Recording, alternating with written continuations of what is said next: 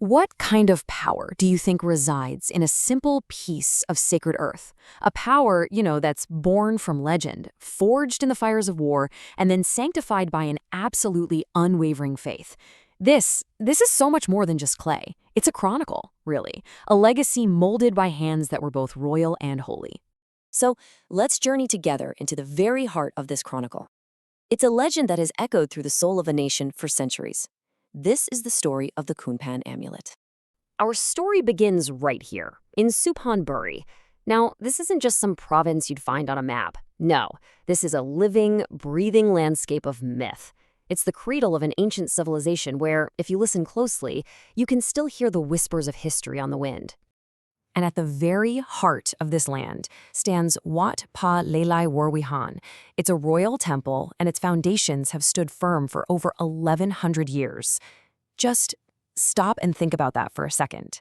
Imagine the countless prayers that have soaked into these grounds, the history these ancient walls have witnessed. This is truly hallowed earth.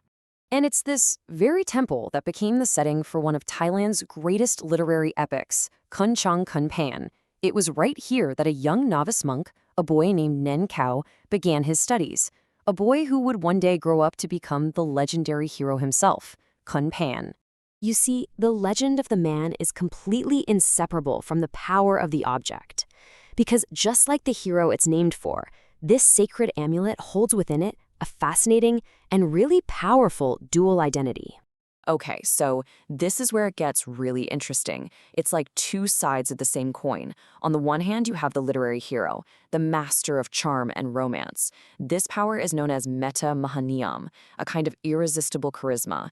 But on the other hand, you have the supreme warlord, a symbol of absolute victory and invincibility. And that power is called Kong Kripan Shatri, protection from all harm. And this warrior spirit, it isn't just some poetic metaphor. History tells us that the amulet's origins actually lie with one of Thailand's greatest warrior kings, King Naresuan the Great.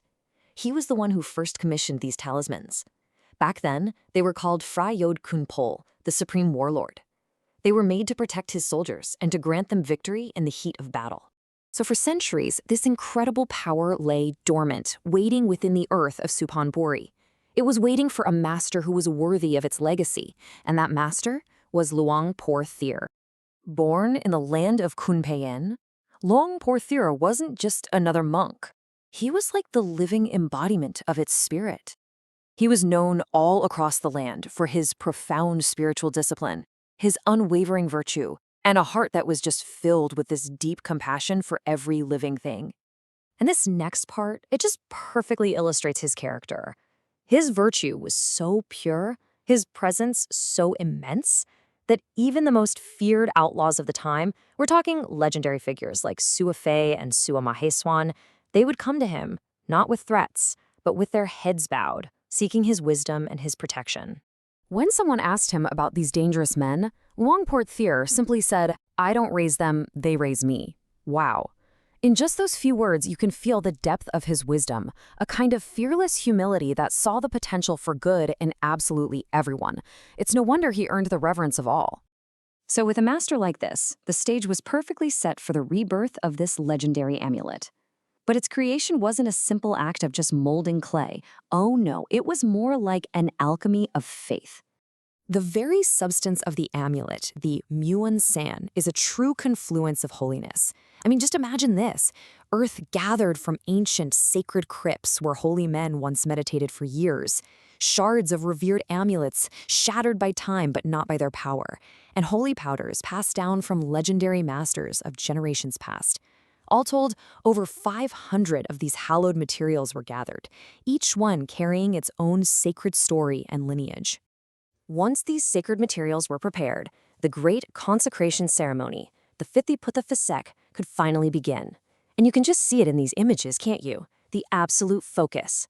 Revered monks from every corner of the kingdom gathered, their collective spiritual energy, their very souls, all focused on a single sacred purpose. For days and nights, through ancient chants and deep, focused meditation, the physical world is transcended. A spiritual charge is literally sealed within each amulet. It's a process that transforms humble earth into a true vessel of sacred power, a conduit of unwavering faith. But this story, this chronicle, it doesn't just end in the past. The power that was forged by Luang Pho Thir and all those who came before him continues to resonate today. Its purpose and its legacy are very much alive. And right here, we can see that legacy in action. These are the same sacred amulets, born from the legend of a great warrior, now being bestowed upon the modern guardians of the nation, the soldiers of the Thai army. It's an unbroken chain of faith and protection, and it stretches across the centuries. It's a sacred trust passed from the hands of King Narasuan's ancient warriors through the compassionate spirit of Luang Pho Thir all the way to the brave protectors of today. And all of this leaves us with one final, profound thought. For a legacy that's been passed down for hundreds of years, does its ultimate power truly lie within the sacred clay itself? Or does it reside in the unwavering faith that we hold deep within our own hearts?